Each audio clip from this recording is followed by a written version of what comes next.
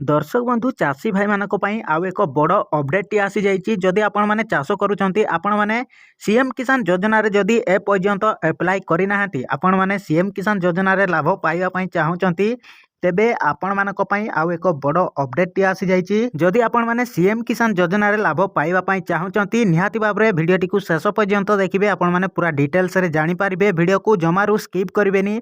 आपण माने video T को स्किप करिकि देखंती तो सेति पई आपण माने पूरा डिटेल्स रे जानि पारंतिनी। तो सेति पई वीडियो टी को शेष पर्यंत देखिबे पूरा डिटेल्स रे जानि पारिबे। ता सहित चैनल रे जदि नुआ विजिट करिसंती वीडियो टी को लाइक करनबे। चैनल को सब्सक्राइब करनथिले एबे ही सब्सक्राइब करके पाखरे थिबा घंटी चिन्ह को ऑल रे सिलेक्ट करके रखंतु जहा कि हमर प्रत्येक टी वीडियो रो नोटिफिकेशन आपण माने सर्वप्रथमे पाई पारिबे।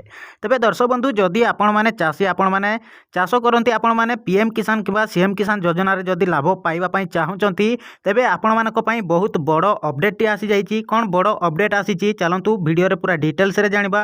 तो सेति पई वीडियो टी को शेष पर्यंत देखिबे आपण माने पूरा डिटेल्स रे जानि पारिबे। देखंतु दर्शक बंधु कृषि विभाग ओडिशा तरफ रु एक्स रे पोस्ट करा जाइछि। सीएम किसान योजना पई बाध्यतामूलक आवश्यकता गुडी को पूरण निमंते जरूरी सूचना ध्यान दियंतु। शेष तारीख होउछि 31 डिसेंबर 2025।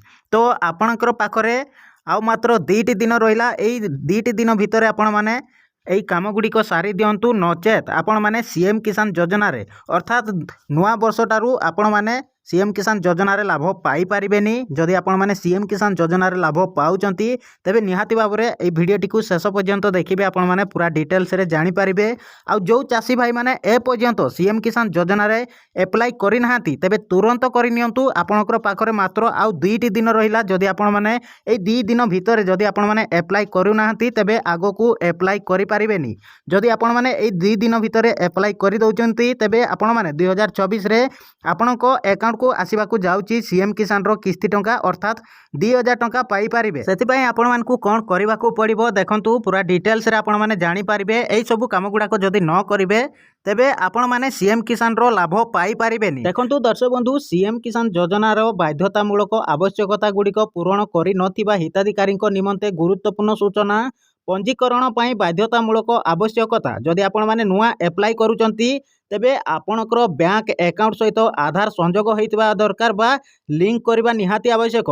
आउ आपण माने कोन करिवे ना कृषक ओडिशा पोर्टल रे पंजीकरण होइतबा दरकार। जदि आपण माने करि नाहंती तेबे तुरंत करि नियंतु नचेत आपण माने सीएम किसान योजना रे लाभ पाई पारिबेनी। मात्र आपणकर 2 दिन रहिछि। एई 2 दिन भितर आपण माने तुरंत सारी दियंतु बा आज राति शेष सुधा आपण माने एई काम गुडा को कंप्लीट करि नियंतु। सेहि परि पंजीकरण रो शेष तारीख आपणकर तो जानि नैचंती डिसेंबर 31 2025 पर्यंत रहिछि। जदि आपण माने ए पर्यंत पंजीकरण करि नाहंती तेबे तुरंत करि नियंतु। मात्र आउ 2 दिन रहिला बाकी। जदि आपण माने सीएम किसान योजना रे लाभ पाइबा पई चाहूचंती तेबे तुरंत पंजीकरण करि नियंतु। ता सहित आपणकर बैंक अकाउंट सहित आधार कार्ड लिंक होइतबा दरकार एवं आपणकर कृषक ओडिशा पोर्टल रे पंजीकरण होइतबा दरकार। नचेत आपण माने सीएम किसान योजना रे पंजीकरण करि पारिबेनी बा आपण माने सीएम किसान योजना रे लाभ पाई पारिबेनी।